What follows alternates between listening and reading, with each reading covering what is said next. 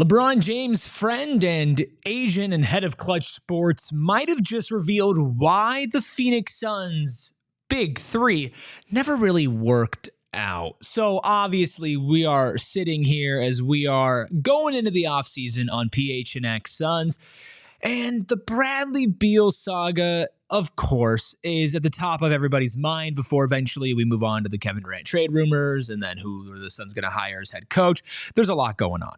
Right. But Bradley Beal and the failure that was his first 2 years in Phoenix. And of course, the story that's recently come out from multiple sources, Chris Haynes and Gambo, about how he clashed with head coach Mike Budenholzer and how Bud approached him to be the, quote, Drew Holiday of the Phoenix Suns, and how Bradley Beal was disrespected by being asked to be another player. Now, we dove into that full conversation and debate on one of our previous PHNX Suns podcasts, so you can check out right here on PHNX Sports or in your audio feed.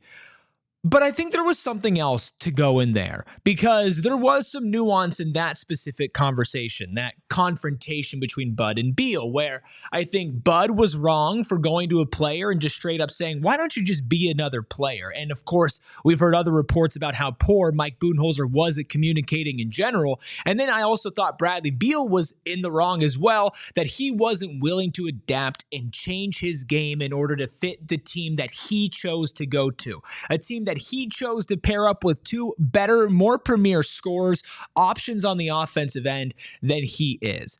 And when I heard this upcoming clip from Rich Paul on the Pat McAfee show about how Chris Bosh worked in Miami for certain reasons, it didn't enlighten me, but it reinforced why we all think this just hasn't worked out.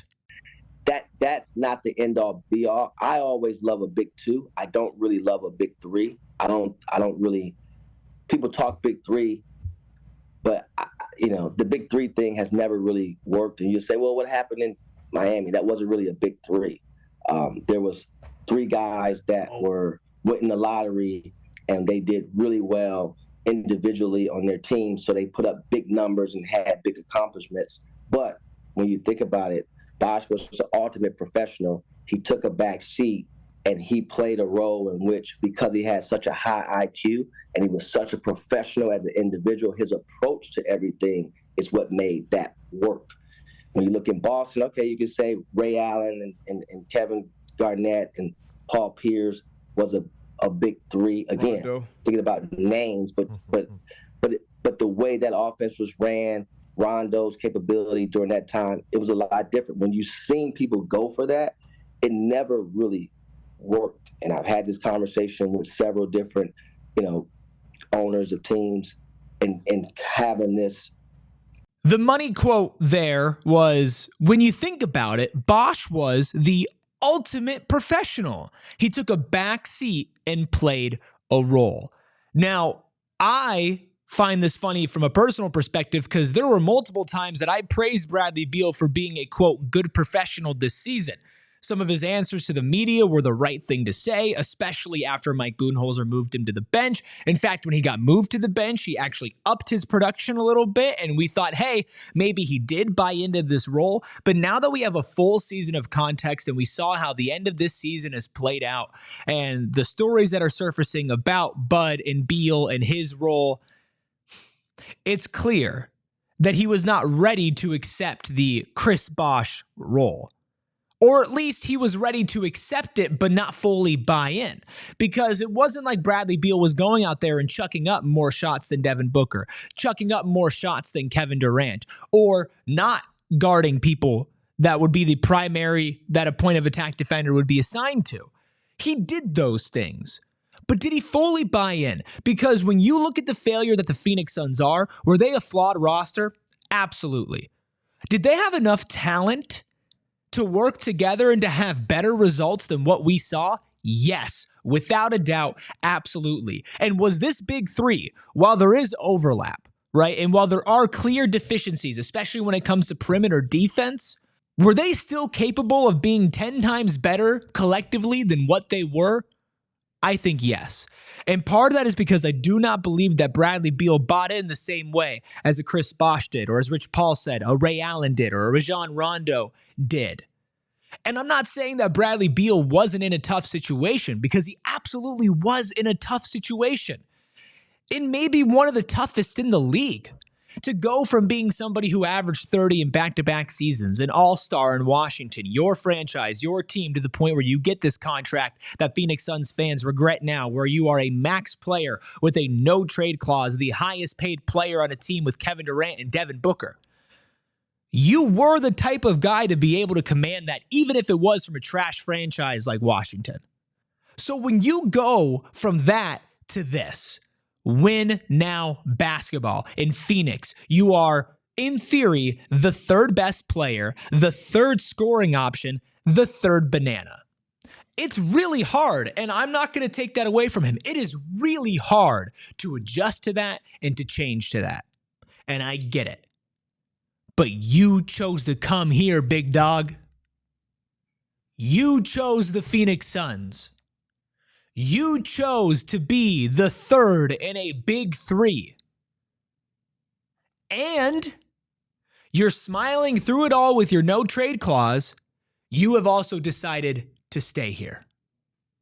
So, are you on the same level as a guy like Chris Bosh, who bought in, who figured out how to play along two superior players despite being an all-star in his own right, despite being one of the best in the league in his own right, in his previous stop in Toronto?